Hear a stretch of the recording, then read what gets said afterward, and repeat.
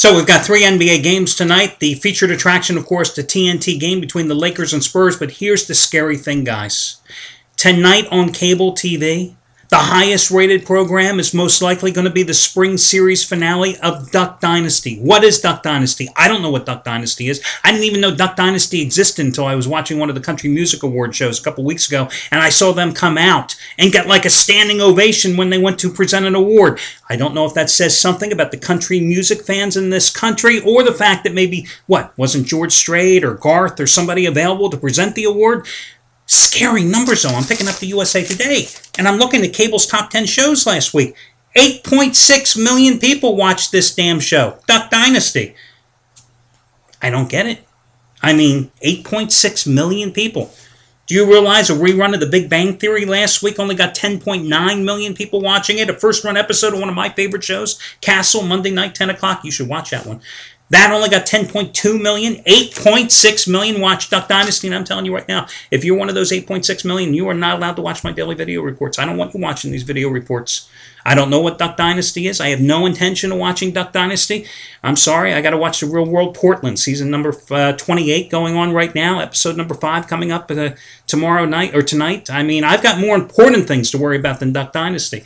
My other pet peeve today is that People magazine named Gwyneth Paltrow the most beautiful woman in the world. What world were they talking about? What continents, not countries, continents, did they eliminate from consideration of women for this honor this year? Seriously? Why? Because she's a bit role player in Iron Man 3? Yeah, I got to go see Iron Man 3 because Gwyneth is in that movie. The hell with Robert Downey Jr. The hell with anybody else. I got to go see because of Gwyneth. Most beautiful woman in the world? Don't see it. Don't see it. Don't like her husband's band either, Coldplay. So, there, I've gotten that all off my chest. Okay, let's get to your Wednesday promotions.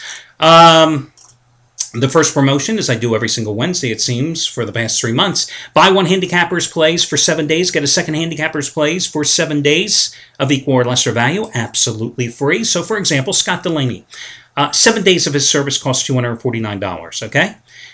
7 days of Craig Davis's action. And these are 2 handicappers I'm going to be talking about in just a moment extensively. Craig Davis's 7-day package costs $199. You can buy Scott Delaney and then get Craig Davis's for the same 7-day period for free.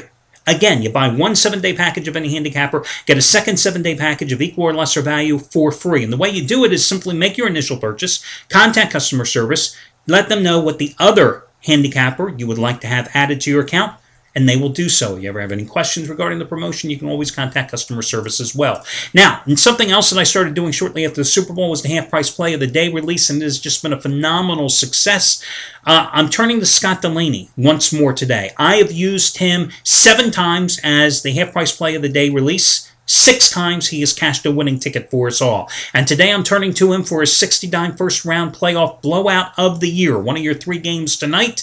Wow, he says he likes his side to win by at least 26 points.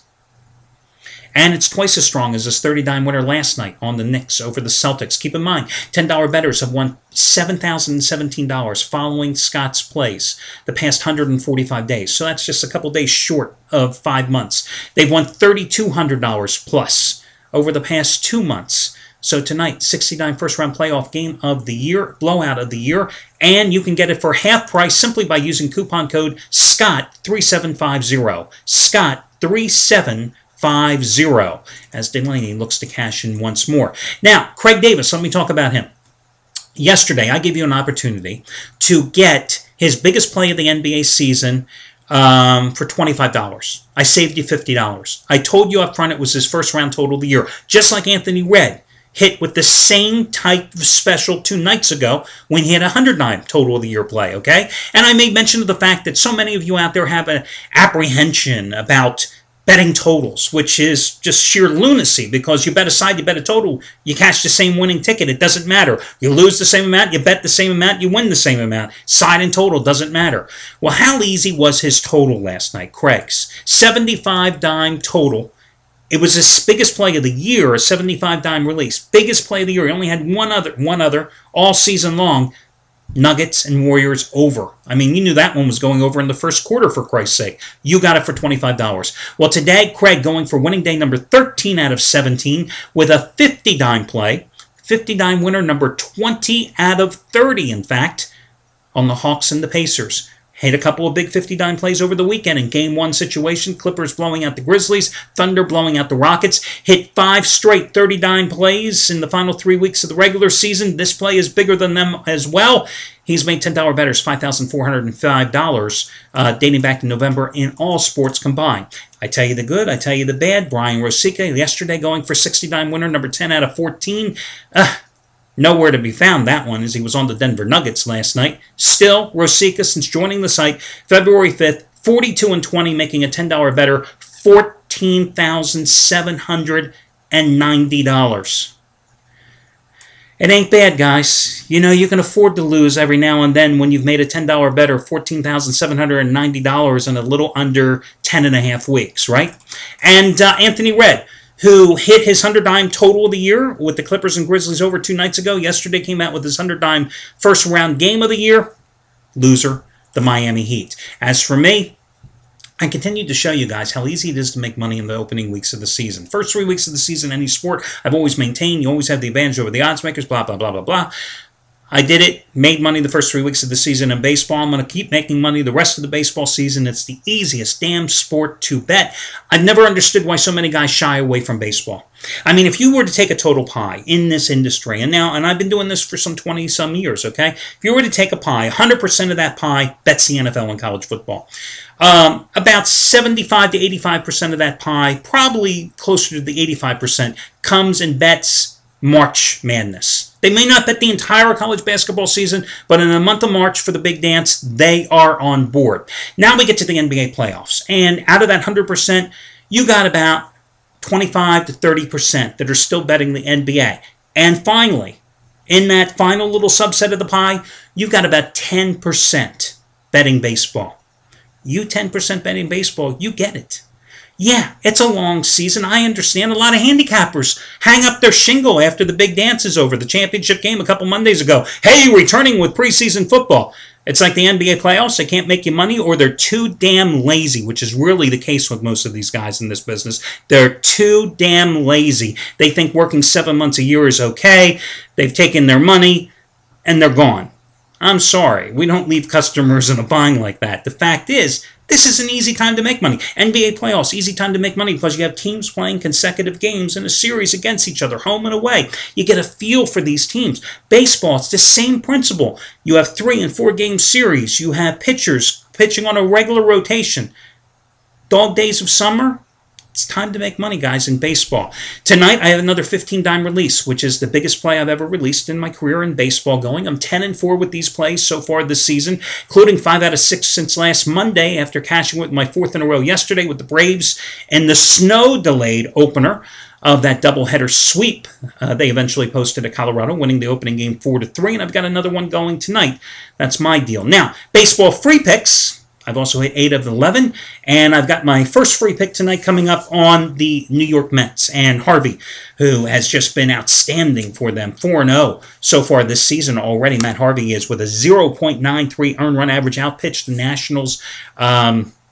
Steven Strasburg, I think it was, in his last start, holding the Nationals to 1 run and 4 hits over 7 innings, in which he also fanned 7. Do you realize he has made 6 career starts at Citi Field, and in those 6 starts, his earned run average is 1.42. Taking on the Dodgers and Ted Lilly tonight. Now, the Dodgers have suddenly won 2 in a row, including last night in the series opener, and they've scored 14 runs in the process. But this is a team that couldn't buy a run when losing, 5 or 6 of its previous games? They're going with Ted Lilly, forced into the rotation after rehabbing from shoulder surgery, last pitched in the majors last May. I got to go with the Mets here, but here's the interesting thing about this play. If I had done this video report early in the morning, I would have been telling you to play the Mets on the run line, because at that time they were 170, even 175. But since then, they have come down to about 160 straight up as I do this video at around 11:30 in the morning Pacific time. I got to play him straight up, guys. Why do I want to play him on the run line? Oh, yeah, I can get him on the run line and get plus 145 at this point. But I think the wiser, smarter investment strategy is to go ahead and play the Mets straight up in this contest. Now, your other free pick is going to be in the Indiana-Atlanta NBA series. You may recall that over the weekend in game number 1, I told you the Pacers were the play in that one. I gave you a free pick on them. I told you the Pacers had two clear-cut advantages. One, any team that has to play Kyle Korver at starting guard for extensive periods of time, you ain't going to win many NBA playoff games, period, okay? And that's the Hawks. Number two, I thought that the Hawks would be manhandled by a more physical, more intimidating Indiana Pacers club, and that's exactly what happened because the Pacers out-rebounded them 48-32. Their dominance on the board resulted in Atlanta not being able to get its fast break going, only 14 fast break points in the contest. But clearly the biggest difference and the biggest benefit of Indiana playing so tough in the paint was the number of trips they took to the free throw line. 34 trips to the free throw line, and they hit 30 out of 34 versus 14 trips to the free throw line for Atlanta, and they only hit 7 out of 14, 34-14. Now listen, you're not going to have that big of a discrepancy disparity going again here in game number 2. I'm sure the refs are going to call a tighter game here in game number 2. And the Hawks have said all the right things. You know, we're going to come out, we're going to play more physical. We've got Al Horford, we've got Josh Smith. But you know what? A team doesn't turn into a German Shepherd from a poodle overnight. And the Hawks are a poodle. I mean, the Pacers are big. They've got Roy Hibbert. They've got an attitude playing at home thanks to David West. They've got better depth, more scoring options. Smith, not 100% after spraining his ankle in game number 1, expected to go tonight after taking full participation in yesterday's practice. Harford, yeah, you know, it's a good two-man show up front. And they've got Jeff Teague running the point. I think he had 21 points in the opener, but they don't have much else. And that's the problem. The Pacers do. They're dominant at home. This Hawks team is 3 games under 500 on the road this season. I am stunned that Indiana is only a 7-point favorite in this contest. I thought with the way they kicked their ass in game number 1, which was 107-90, and that final score really is not indicative of how big of a blowout it was for Indiana, how much the Pacers controlled that game. I really thought Indiana was going to come out here tonight and be a 9.5-point chalk. So I think it's a bargain. I mean, I came that close to using that as my best bet today. That I'm giving to you as a free play. Indiana is to play, along with the New York Mets straight up. Those are your 2 free selections. Good luck, everybody, and I will catch you again on Thursday.